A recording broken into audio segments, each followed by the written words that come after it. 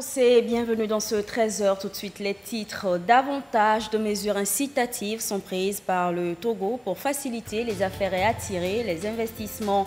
Le rapport Business Ready, qui sera bientôt publié par le groupe de la Banque mondiale, révélera les performances réalisées par le pays ces derniers mois en matière d'amélioration du climat des affaires. Le projet de développement rural intégré de la préfecture de Mo, PDRIMO, 10 ans après, impacte positivement les populations, que ce soit sur le plan infrastructure agricole et bien d'autres. Le PDRIMO, une initiative du chef de l'État Faure Sozimnon Gnassingbé, est saluée par les bénéficiaires. Et puis la journée nationale de reconnaissance à Dieu édition 12 se tiendra le 15 décembre prochain sur toute l'étendue du territoire national. L'annonce a été faite hier à la presse. La JNRD, c'est des moments de louange et d'adoration à Dieu pour ses bienfaits sur le Togo et dans la vie de chaque Togolais. Et c'est tout pour les titres.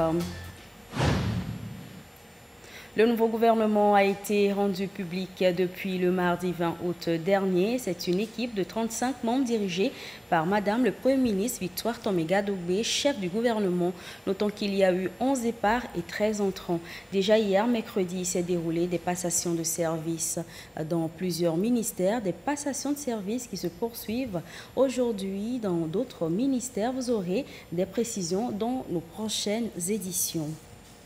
Je vous l'annonçais tantôt, depuis 2020 et malgré la crise sanitaire, le Togo a poursuivi la voie des réformes en instaurant une série de mesures incitatives pour faciliter davantage les affaires et attirer les investissements. C'est une dynamique positive que le chef de l'État compte maintenir et accélérer. Le rapport Business Ready, qui sera bientôt publié par le groupe de la Banque mondiale, sera donc une preuve des performances réalisées par le pays ces derniers mois en matière d'amélioration du climat des affaires. Carmen Magia Capo. La Banque mondiale s'apprête à publier le rapport Business Ready. Le Togo, bon élève dans les précédents classements, y figure aux côtés de 53 autres pays pilotes. La nouvelle approche vise à évaluer le climat des affaires et des investissements dans plus de 180 pays avec pour objectif de faciliter les investissements privés, générer de l'emploi et améliorer la productivité. L'institution de Bretton Woods indique que le Business Ready se distingue en cherchant à pallier les insuffisances du Doing Business. Ainsi, pour la première édition prévue pour le printemps 2024, elle souhaite instaurer une approche équilibrée qui examine non seulement la charge réglementaire pour les entreprises, mais aussi la qualité des réglementations et la fourniture de services publics connexes aux entreprises. Cette approche bien différente de celle du Doing Business inclut des facteurs tels que la gouvernance, l'infrastructure, le capital humain et l'innovation. Elle prend également en compte l'impact des facteurs externes tels que le changement climatique et les risques géopolitiques sur l'environnement des affaires. Le président de la République, Faure Sozimnon Gnassingbé, ayant fait de l'amélioration du climat des affaires l'une de ses priorités avec la mise en place d'une cellule spécialement dédiée au climat des affaires, le Togo s'attelle depuis plusieurs mois à maîtriser les contours de ce nouvel outil d'évaluation. Selon la ministre secrétaire générale de la présidence en charge du climat des affaires, Sandra Ablamba-Johnson, le Togo progresse bien. Depuis 2020 et malgré la crise sanitaire, le pays a poursuivi les réformes en instaurant une série de mesures incitatives pour faciliter davantage les affaires et attirer les investissements. C'est une dynamique positive que compte maintenir et accélérer le chef de l'État. Avant la suspension du Doing Business, le Togo avait réalisé un impressionnant bond de 59 places entre 2018 et 2019, soit la meilleure progression sur une période aussi courte dans le palmarès du rapport. C'était au classement mondial du 13e rapport à Doing Business 2020, rendu public depuis Washington aux États-Unis. Classé premier pays réformateur en Afrique subsaharienne, Le Togo occupe la 99e place dans le classement général et la 8e parmi les pays africains. Pour Frédéric Meunier, commissaire de la Banque mondiale, si le Togo a réussi à atteindre ce classement exceptionnel, c'est grâce à 5 réformes réussies dans l'amélioration du climat des affaires, notamment la facilitation des procédures de création d'entreprises qui se traduit par une libération du capital social, une réduction du droit d'enregistrement et de publication et une réduction des frais fixes qui passent de 272 250 francs CFA en 2012 à 28 250 en 2019, soit une réduction de 89%. Aussi, de 85 jours en 2012, le délai de création d'entreprise est désormais passé à 24 heures, puis à 4 heures en 2019. Il est également à noter qu'il est possible de créer les sociétés à responsabilité limitée SARL sous séine privée sans forcément passer par voie notariale. Une initiative fortement encouragée par la Banque mondiale. Le chef de l'État s'attelle donc à poursuivre sur la même lancée. Des mesures incitatives ont été donc prises. La réservation de 25% des marchés aux femmes et aux jeunes, une mesure forte qui a eu des incidences remarquables sur le mouvement de création des très petites et moyennes entreprises. En 2018, par exemple, sur 10 545 entreprises créées, 25,61% émanent des femmes.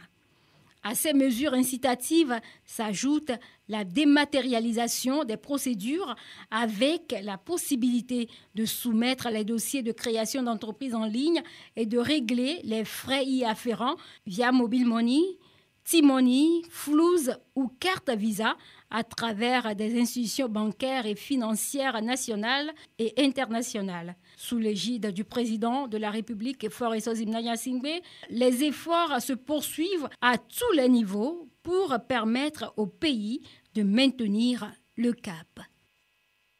Il y a un peu plus de 10 ans, le PDRI Meaux entendait projet de développement rural intégré de la préfecture de Meaux. Un projet pensé et mis en œuvre par le président de la République, Faure Eswazimna-Gnassingbé, pour ouvrir la plaine de Meaux au reste du monde. Le PDRI Meaux, c'est donc un ensemble d'outils qui va des infrastructures de développement aux activités génératrices de revenus au bénéfice des populations de Meaux. Quelques impacts de ce projet, c'est avec Pierre Soussouko. Tout part d'ici, de cet imposant pont, le pont de toutes les connexions et de toutes les réalisations. La légende raconte que son avènement a ouvert la voie aux différents projets dont bénéficie la préfecture de Meaux, en commençant par le PDRI Meaux. Initié et inauguré par le chef de l'État Faure Eswazimna-Gnassingbé il y a un peu plus de 10 ans, le projet de développement rural intégré de Meaux a apporté une métamorphose dans cette partie du Togo. Tout ce que vous êtes venu retrouver dans cette préfecture, commençant par les pistes en interne sur lesquelles vous avez pu passer afin d'atteindre les différents villages pour visiter les différentes réalisations faites dans le cadre de ce même projet, n'existaient pas auparavant, ces pistes. Donc, dans un premier temps, nous pouvons dire que ce projet, grâce à sa mise en œuvre, nous avons pu avoir une certaine décentralisation, si je peux l'appeler ainsi, entre les chefs-lieux de canton et les villages. Donc, il y a des pistes qui peuvent permettre une circulation libre et facile d'un village à un autre et d'un village à son chef-lieu de canton. L'école, l'éducation a eu sa grande part de réalisation. Vous verrez un ensemble de bâtiments scolaires qui ont été construits aussi bien dans les établissements primaires que secondaires de la préfecture. Pour explorer les changements socio-économiques qui ont fait de la plaine de Meaux une oasis de prospérité, il faut parcourir les vallées où les champs s'étendent à perte de vue. Des champs de subsistance sont transformés en terres fertiles pour l'agriculture commerciale. L'igname, fierté de la préfecture de Meaux, s'étend sur la plaine tandis que les maïs et le soja commencent à conquérir de nouveaux horizons. L'arrivée du projet Pédérimo a apporté un changement positif dans mon canton à travers la réalisation des pistes rurales qu'ils ont faites, ce qui a permis aux producteurs que nous sommes d'évacuer nos produits. Sinon, entre-temps, nous produisons, ça reste ici. Les pistes ne sont pas là pour que les marchands puissent venir acheter. Donc ça dormait, l'homme vivait dans une pauvreté.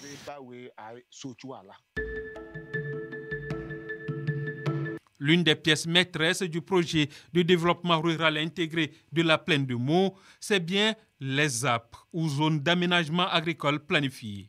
Environ 4500 hectares aménagés au bénéfice des différents cantons de Meaux. Puis cette ZAP ici de la ZAP de Kanya, nous avons près de 400 hectares de maïs produit, que ce soit agropole ou en ZAT.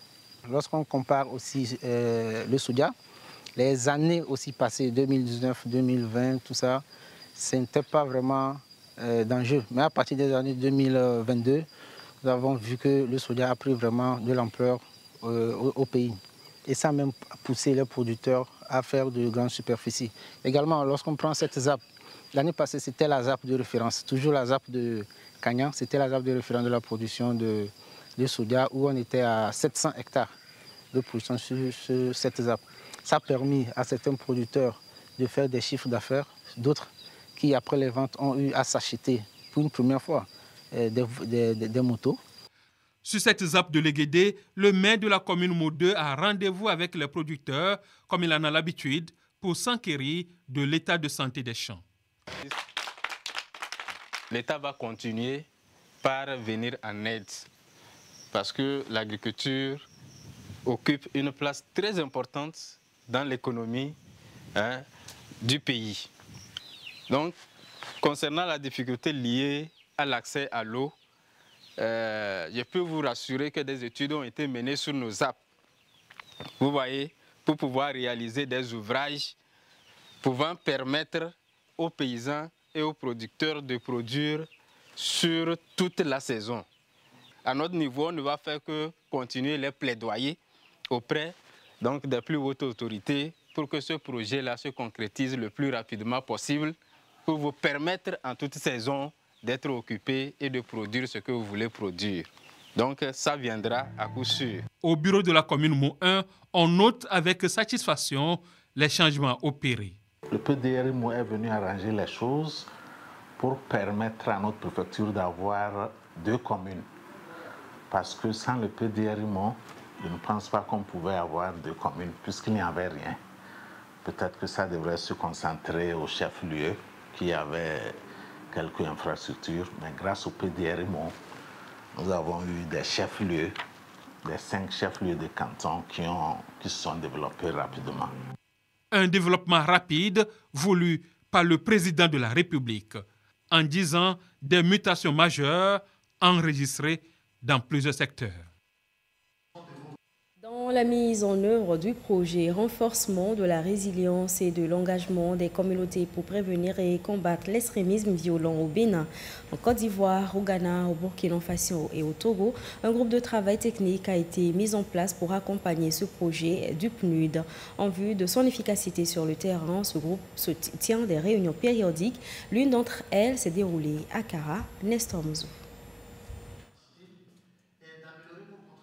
Le projet régional de renforcement de la résilience et de l'engagement des communautés pour prévenir et combattre l'extrémisme violent au Togo, au Ghana, en Côte d'Ivoire, au Burkina Faso et au Bénin est une contribution du Programme des Nations Unies pour le développement PNUD et ses partenaires aux efforts des pays en vue de venir à bout du phénomène.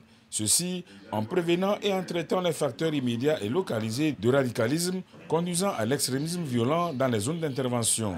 Pour la mise en œuvre du projet, un groupe de travail technique a été constitué. Il est composé des points focaux des ministères et organisations de la société civile. Ce groupe est appelé à initier des rencontres pour apprécier les progrès vers l'atteinte des résultats, analyser les dynamiques qui pourraient influencer la mise en œuvre du projet, les défis et les perspectives. Les membres de ce groupe technique renforcent ici leur capacité à cette fin. Nous allons dans un premier temps rappeler des éléments contextuels parce qu'il faut qu'on sache où nous en sommes avec tout ce qui est fait aussi bien par la partie nationale que par les efforts, les appuis que le système des Nations Unies, notamment le PNUD, apporte. Et après cela, nous allons présenter les efforts au niveau national, le dispositif institutionnel mis en œuvre par le gouvernement pour contrer cette problématique-là. Et nous allons ensuite présenter l'approche du PNUD. Et enfin, nous allons nous accorder sur des perspectives. Qu'est-ce que nous devons ajuster et quelles sont les nouvelles approches que nous devons adopter pour être beaucoup plus efficaces sur le terrain. Parce qu'il s'agit de communautés. Ce que nous recherchons, c'est un engagement beaucoup plus accru des acteurs nationaux. Le PNUD est fortement engagé depuis quelques années sur la problématique de l'extrémisme violent. Il développe plusieurs initiatives visant à sensibiliser les communautés, à renforcer le dialogue intercommunautaire et socio-sécuritaire et également à renforcer la résilience socio-économique des communautés pour résister aux crises et aux chocs.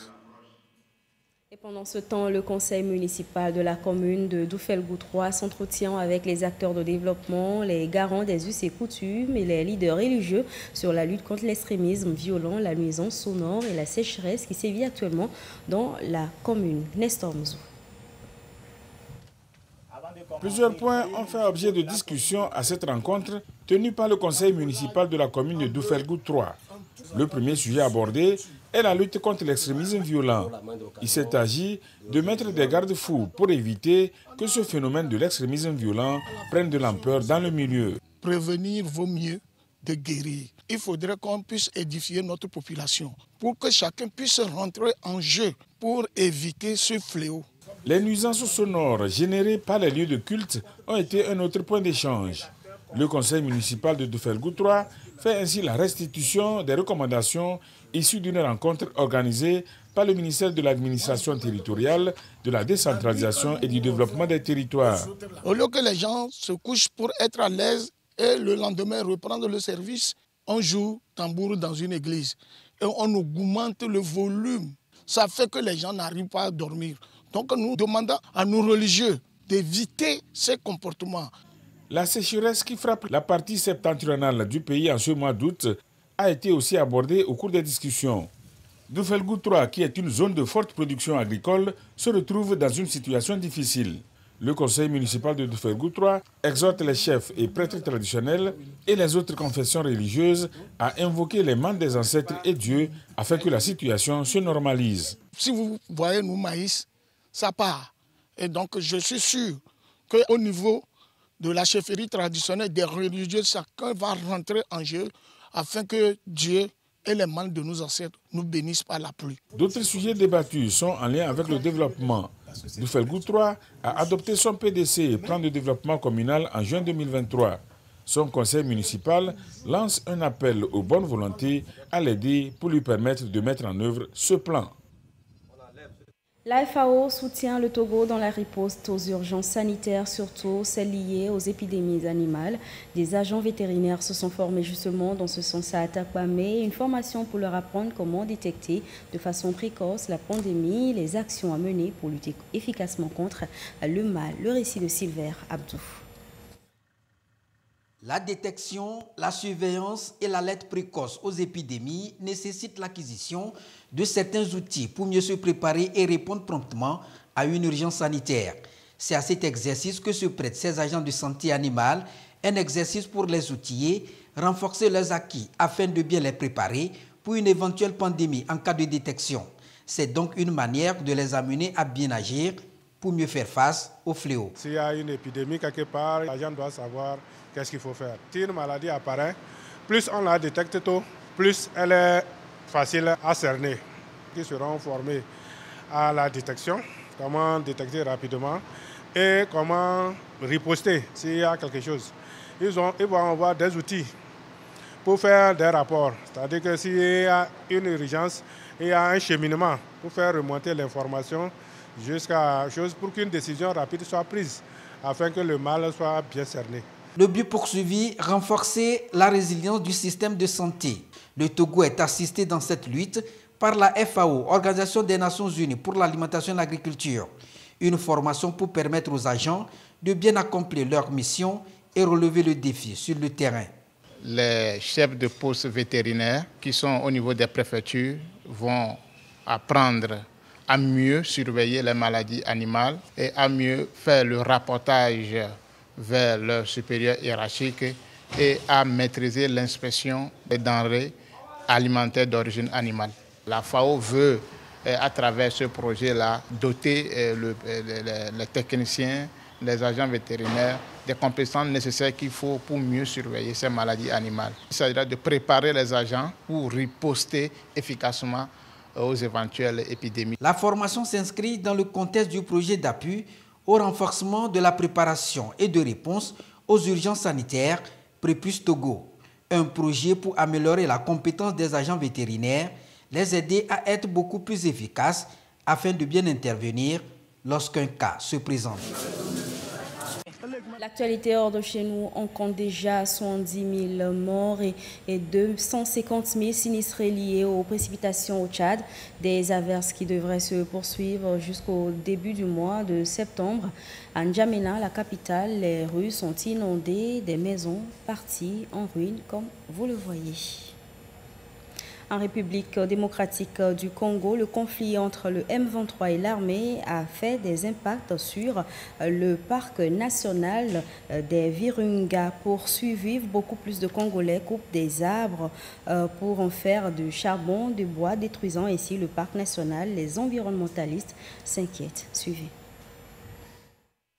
Marché de charbon de Kibati dans l'est de la République démocratique du Congo. Au pied du volcan Nyiragongo, ils sont des dizaines à vendre ces sacs de charbon de bois. Leur seul moyen de survie dans cette région en guerre.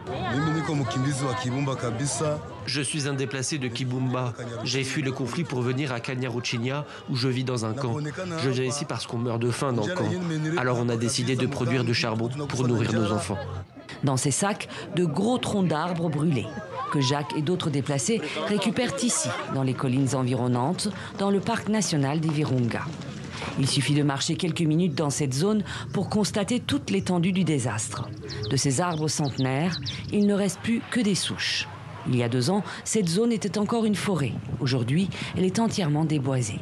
Un cauchemar pour Bantou Lukambo, responsable d'une ONG environnementale. Pour nous, le parc, c'est tout. Nous vivons à cause de ce parc. Alors, lorsque nous voyons que le parc est en train d'être décimé, ça nous fait mal au cœur.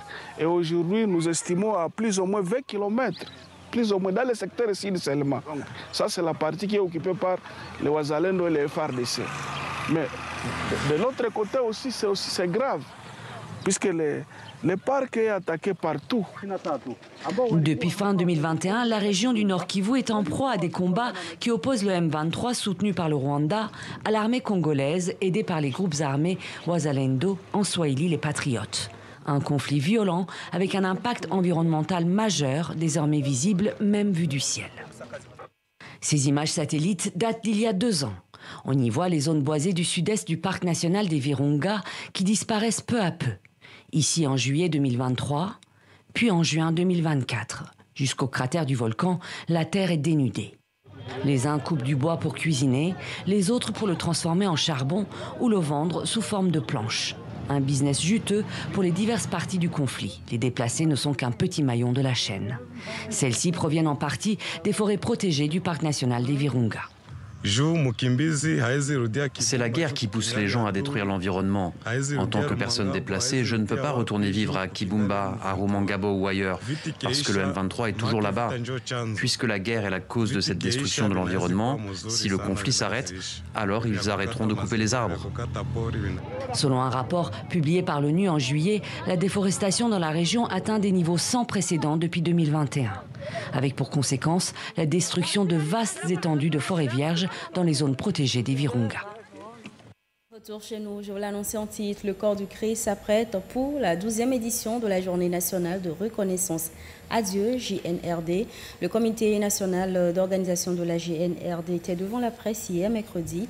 Au menu des échanges, le programme des activités qui vont meubler la prochaine journée de reconnaissance à Dieu. L'événement se tiendra le 15 décembre prochain sur toute l'étendue du territoire national. Sandra Ziabé. Dans exactement 4 mois, les chrétiens de toute la nation togolaise vont de nouveau magnifier et louer l'Éternel pour ses bienfaits dans la vie de la nation. À cette 12e édition de la Journée d'action de grâce, les chrétiens, quelles que soient leurs divergences et différences, vont faire un pour dire merci pour les œuvres du Christ dans leur vie. Après 11 ans de parcours, l'édition prochaine, la 12e, est un chiffre, un symbole biblique pour le corps du Christ. Le chiffre 12, ça marque beaucoup de choses. Si nous rentrons dans la Bible, le Seigneur a choisi 12 disciples. Dieu nous a donné aussi 12 mois. Ça fait un cycle qui est très intéressant pour nous. Donc la 12e édition permet à ce que nous puissions de façon globale remercier Dieu. Que tout ce qui respire loue l'Éternel. Spécialement pour cette 12e édition, les localités de Tandjouaré, Pagouda, Blita et Vaughan viennent s'ajouter aux 11 localités où se dérouleront ces mouvements spirituels. Plusieurs activités sont au programme. Innovation, la première, c'est que nous croissions en termes de localité. Nous voudrions cette année que tous les chrétiens de tous bords se mobilisent le premier dimanche de décembre 2024 pour faire ce que nous appelons Togo propre. La troisième innovation que nous souhaiterions vivement, c'est que nous voudrions, en tout cas sur autorisation, organiser ce que nous appelons la marche pour Jésus dans la prière. Nous croyons que l'Éternel que nous invoquons chaque année, en un jour des 365 que nous retenons pour lui dire merci, nous croyons vivement que l'Éternel écoute nos prières du haut des cieux et visite notre pays. Les pasteurs présents à cette conférence de presse, venus des régions, préfectures et villes, où se tiendront les journées, ont confié le corps du Christ qui va diriger les journées à l'Éternel. Les résultats du Loto Million tirage numéro 60 du 22 août 2024 pour clore cette édition sont ceux qui ont misé sur les numéros 103, 58, 39, 05, 06. Je répète, les numéros 103, 58, 39, 05, 06. Et ceci referme cette édition. Merci à vous qui nous aviez suivis. Très bon suivi de nos programmes.